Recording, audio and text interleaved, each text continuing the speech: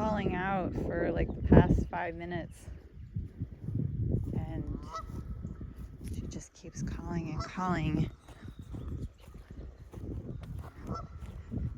I'm on a beautiful walk behind our house, and it is amazing therapy for me to come back here.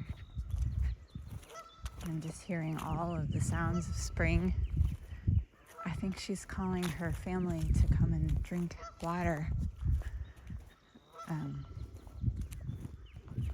I've been thinking about my post from yesterday about being alone. And as I was writing out the word alone, I kept seeing the word one inside of that word alone.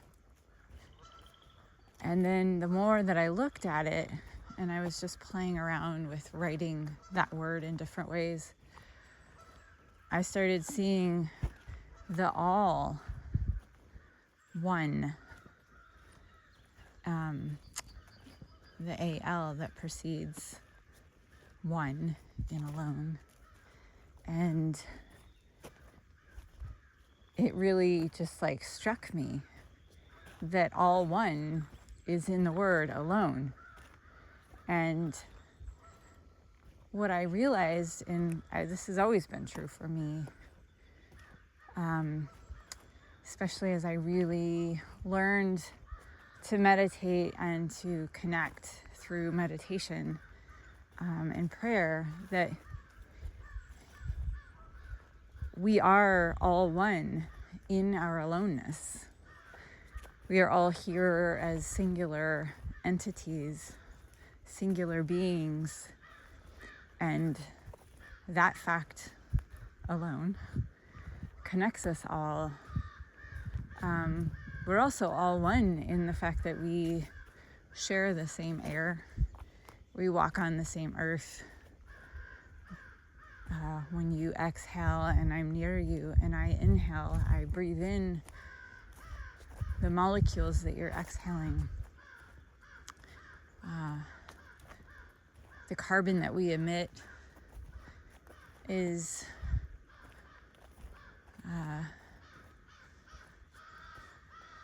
becomes a part of the plants all around us. The oxygen that the plants release is food for us. I'm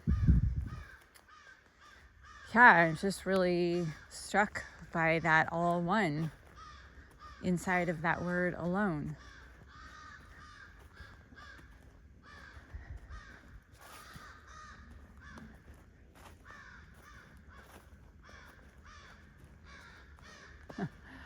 And there's something really magical about being alone.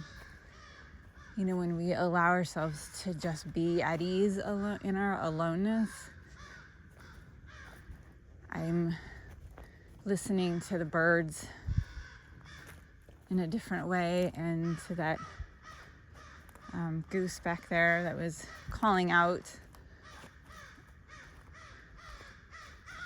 to this crow. These crows that are chattering. I hear them differently when I'm by myself than when I'm with other people. And it's beautiful to be with other people. But it's also beautiful to be by myself and to have my senses turned up to the sounds that are going on all around me. It's really hard not to appreciate the beauty and the magnificence of all of our natural spaces. When we tune into them, they're just like, they're incredible. And I think being in a state of aloneness allows us to kind of connect with everything in a different way. It's a different quality of connection. I think when other human beings are around us, that human connection is like the loudspeaker, and everything else fades into the background and becomes background noise. until something like I don't know, animals don't scream out for our attention in the same way that sometimes a really bad storm, an inclement weather event that kind of demands that we pay attention. But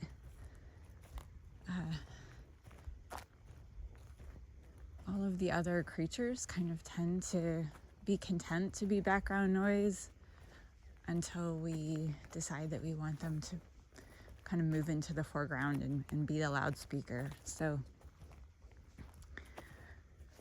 I feel really close to Tim back here.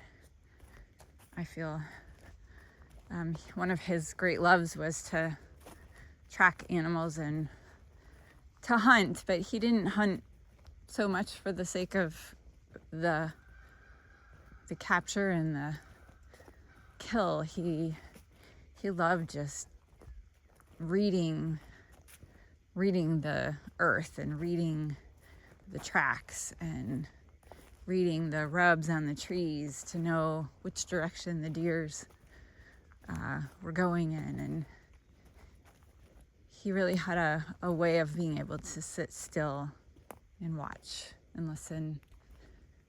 He was also a birder, and he would go and tag birds and kind of follow their migration patterns and studied their nesting habits and their nesting habitats. So I enjoyed my walks with him because there was a kind of a quiet stillness to them, and sometimes we'd talk and sometimes we would just listen together. And that's really powerful too, to listen in the presence of someone else who's listening. And I think that's also the power of prayer and the power of meditation in communion with others. There's this heightened quality of presence that we hold when we are holding that space together.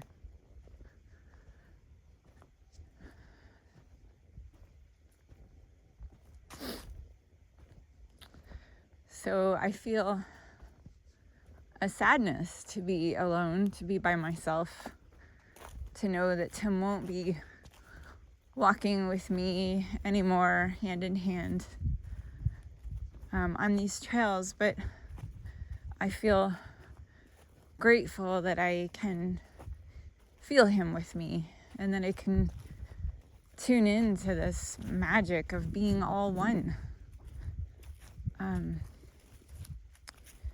I think when we realize that we are all one, like when we really, really realize that, we'd hurt each other less. We'd be kinder to the earth.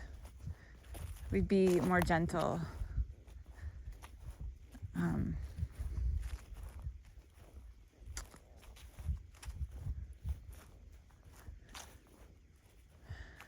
I love this little area here. When our girls were younger, they would just come back here and go on adventures, and there's little notes kind of tucked under rocks and memorabilia from their lives that they've kind of tucked in private, hidden places. It's probably quite disintegrated by now, but it warms my heart to know that it's there.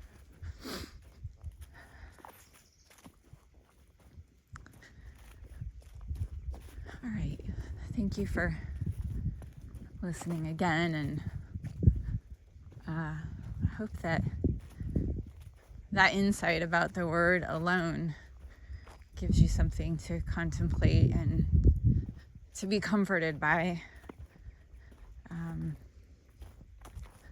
I'm just going to keep walking and being present to that.